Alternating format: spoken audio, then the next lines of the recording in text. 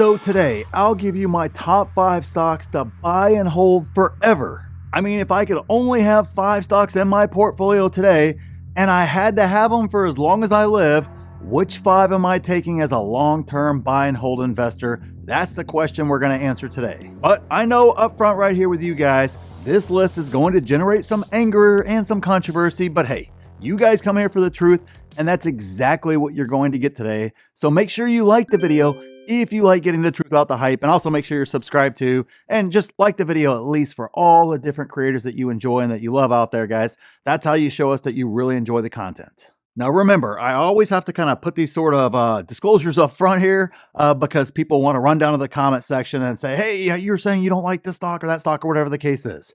Remember, these are the 5 stocks that, as of today, I want to hold forever. That means they are not speculative or other stocks that I think could be great in the future. Sure, there's lots of great stocks out there and great companies, but some of them aren't really there yet in regards to being stocks that you would want to hold forever. Now, this also doesn't mean that I think these stocks will return the best over the next few years. That's a completely separate list altogether, so comment down below if you want to see something like that. But just simply because a stock I think is going to return the best over the next year, for example, that doesn't necessarily mean it's a stock that I want to hold forever. Keep in mind, guys, and this is the reason why I don't make a list like that. Unless you guys want it, then of course I'll give it to you. But the reason why this list right here, stocks you want to hold forever, the reason why stocks like that don't make this list is because plenty of stocks return incredible for 2 years, 5 years, or whatever. And then in some cases, in the future, they don't even exist, or they're terrible companies in that very near future. So kind of think back to all the hot stocks back in 2021 that are either bankrupt now, or they're just complete crap stocks to own that I don't think anyone thinks as kind of a cornerstone of a portfolio for a lifetime. Nobody would put those stocks in there. But way back in 2021, everybody had to have them, and they were the best stocks ever until they actually weren't the best stocks ever. So to me, to be the best stocks to buy and hold forever, I need to see sustained performance through multiple cycles, black swan events, all that other good stuff like that, so I can reduce the risk that I'm taking in a forever style stock, because they've already proven it. Those management teams have already proven they can do that. The product that they sell has already proven that it can exist and continue to thrive during those type of downturns. So that way, a lot of the risk is eliminated.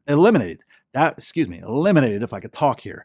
That's what I mean by a stock that I could hold forever. If you could only have 5 stocks for the rest of your life and never have another stock, my guess is if you think of it appropriately, especially, if you're 30, you got 50 more years worth of investing, I want to make sure that I have the highest chances possible that company is going to be there 50 years from now. So that means that there are some of my favorite stocks right now today, my favorites, that won't make this list because they are still early in their growth journey and haven't proven it like that. Now, they might get in there later on in the future and kind of supplant one of these in that top 5, but I have to go off today.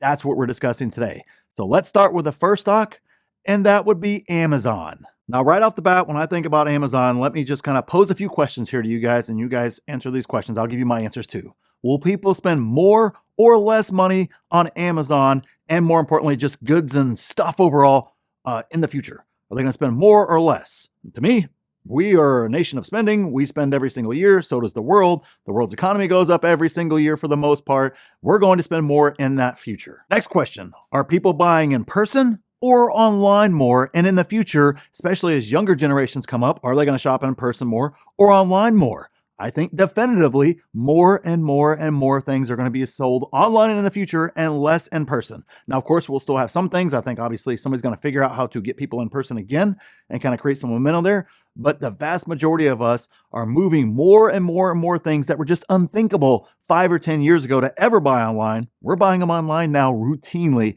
and I don't think that trend slows down anytime soon, in my opinion. Next question up here is, what is Amazon's lead in 2-day, 1-day, 2-hour shipping times? The lead compared to everybody else is massive, and they work daily to continue to bring that time down further and further and further and further across the world. So I don't know, in my opinion, I don't see anybody else that's doing it as good as Amazon. Sure, Walmart's trying some things. A lot of other folks are doing some things, but at scale and having a complete network that works so well and getting you things so quickly, Nobody is able to deliver like Amazon is, and that continues to get better every single day. And finally, what other mega cap company pours so much of their profits back into the business to still improve and expand and to diversify into other areas of the business?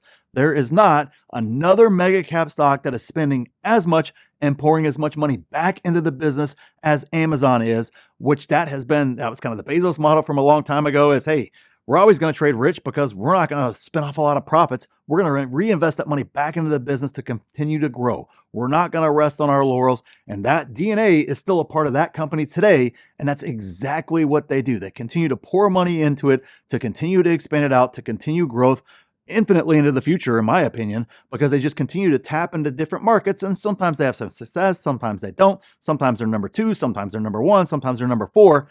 Doesn't matter. It all translates in the end to a growing company with bottom line profits. And there's nobody in that category that's doing it any better than Amazon is. So I don't see Amazon getting smaller in the future or seeing those growth rates slow anytime soon. So that's exactly why it's the first pick in my portfolio 5 here. So number 2 is Apple. Now I'm just going to address the people that don't like Apple right now. I have been hearing it is dead since 2016. And boy, am I ever glad that I didn't listen. Go look at a chart from 2016 till now, and the only idiots were the folks that sold back then. That was it. Everybody else that held on didn't listen to that narrative and continue to move with the company as they kind of move forward is absolutely very, very happy as shareholders. Now, this might be, and I would agree, it might be the slowest grower of the group, but on the flip side of that, it is where money flies for safety right now. So think of it this way. This is kind of the way I put it. I'm building my portfolio of 5 stocks here that I want to own for my lifetime here. It's considered a safety stock like Walmart, but it is just one product hit away from growth rates sending the stock flying up again like nothing Walmart could ever do. That right there is what makes Apple so special, is not only do they have people so hooked on their products, and that product, it continues to grow every single year. I understand iPhone sales were down 5% this year. Okay, understand that, got it. I was very, very underwhelmed by the offering this year. But again, they're one hit away, one next iPhone iteration that people want to jump all over again away from another iPhone super cycle. Notice it's called an iPhone super cycle, not a smartphone super cycle or anything else of that nature. They're one of those away from sending the stock flying once again. And again, as we just saw through 2 downturns in 2020 and 2022, money flies to Apple for safety. Big money. Big institutional money with trillions of dollars flows to Apple stock for safety when they need it. Oh, and by the way, you get a nice little dividend too. And if you own as many shares as I do, that dividend is actually not that bad. Understand the rate is very, very low, but that depends upon your cost basis and some other things of that nature as to what your actual dividend yield is. So when you kind of look at all sorts of things, I got a potential growth beast, again, not as good as some of the other stocks on this list, but a stock that could well outperform the market. And oh, by the way, it's also a safety stock as well. That to me is a stock that you absolutely, in my opinion, I want to have in my portfolio for a lifetime hold type situation. So stock number 3 is Meta. All right, guys, look, Zuck is still young. He'll probably still be the CEO whenever I die one day. That's how much his life is involved in this and how young he still is in regards to Meta stock and in regards to just his age overall. Now, I'm not saying that I like the guy or anything else like that, but performance is what matters. And he took this, small little social app, turned it into something that I remember Wall Street doubting him because they're like, hey, you make all your money off Farmville and little games. How are you ever going to turn this into, how are you going to continue growth in the future? People aren't just going to sit on their phones and play games all day long. Well, 1, they were wrong. Yes, they will. But 2, he obviously changed the business, completely flipped how they do things. And all of a sudden it is a giant growth beast again that just spits off massive, massive profits. Oh, and by the way, more than half the world uses their products, and that number is growing. And you also have to keep in mind, they have so many products and so many different monetization avenues that they haven't really tapped yet as well. So even if they don't grow, even if nothing else happens, there is billions upon billions upon billions of dollars worth of profits untapped right now that they can tap into tomorrow if they wanted to. And more importantly, despite his missteps, I know he's going to figure it out, and he's going to figure out how to shift the business once again whenever it needs to be shifted and kind of move into whatever's next. There's no doubt in my mind he has proven it time and time again. Although I don't necessarily like the guy, I can't say that he's not going to do that. And in terms of owning a company, the margins are so high, everything else is so high. Again, he can burn billions on the metaverse in a quarter. They still spit out massive profits, billions of dollars worth of profits. It just doesn't matter. It just prints money. And when you have special businesses like that with maybe a guy that you don't like, but a special type CEO, which you kind of notice a theme here on a lot of these companies, is those special type CEOs, you want to own that stock long term, especially somebody who has proven it in a ridiculously tough environment, and not just proven it in terms of being able to survive during tough times, but also being able to pivot the business during critical times in the business cycle's life. So that is massive. That's one that I want to have in my portfolio, absolutely. And that's why Meta makes the list. And it might very well be one of the better growth engines in regards to my list right here than some of the other stocks on the list. It might, I'm not going to say it's going to be the top one because it's not. The last one we'll talk about, that one right there, I think is going to be the one that is my biggest gainer overall. But nonetheless, Meta could compete for that depending upon what they do. Totally understand Meta isn't right for everyone, but for me, it's absolutely stock that I must own in my lifetime portfolio. So stock number 4 is Tesla. All right, so here we go. We're going to start off with some controversy right here in regards to this, and we'll see what the comment section turns into after saying this. Now, I believe this one could be my biggest gainer, although I actually believe my last one that we're going to talk about next is going to be my biggest gainer, but this one has the possibility. But it also could be the biggest laggard out of this group as well. That is kind of the wild card and kind of the roller coaster we all ride with Tesla. Brilliant people, that's what Tesla is to me. Brilliant people taking big risk, but that doesn't guarantee success.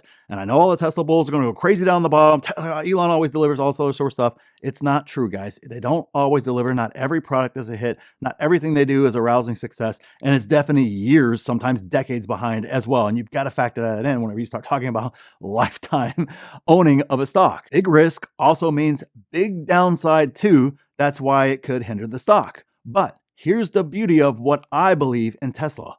I don't need FSD or Optimus or any of the other things that are well into the future to be a hit for Tesla to be a great stock on my portfolio because of how I have bought the stock over the years, guys. Remember, all you need to do is just beat the market in your portfolio.